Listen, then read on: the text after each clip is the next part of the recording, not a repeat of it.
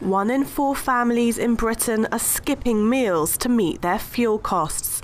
The worrying statistic revealed by new research has uncovered the true scale of the so-called heat or eat crisis. The average energy bill for British families is now a record £1,318 as energy companies push up their prices by up to 12%. This is forcing families to cut back on the essentials. The heat or eat crisis is becoming one of the most toxic issues for the coalition government as it struggles to convince ordinary people it is on their side. Founder of poverty charity Z2K, Reverend Paul Nicholson, says the problem goes beyond energy companies, right to the heart of the government's spending cuts. It's not only the price of heating, it's the price of food, the price of transport. I mean, looking for work, going to work. It is really very worrying that a wealthy country like Great Britain, the fourth wealthiest country in the world, has got such dire poverty, which is being made worse by these caps and cuts.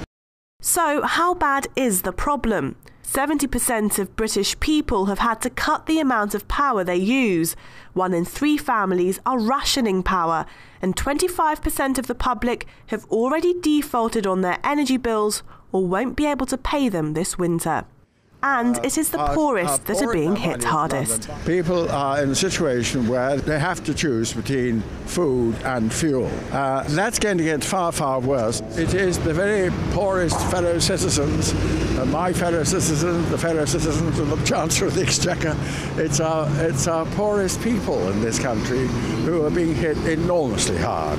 Also at serious risk are the vulnerable, like the elderly and pregnant women. We know for many years, actually, that there have been mothers going without food several days a week in order to ensure that children are fed. And there's another much more serious circumstance about that. There's a very high incidence of low birth weight.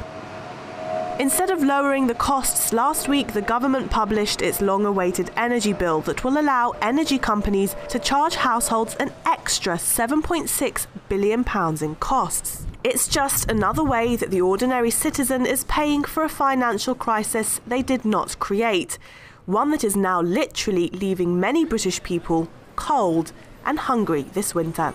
Nargess, Mobaleghi, Press TV, London.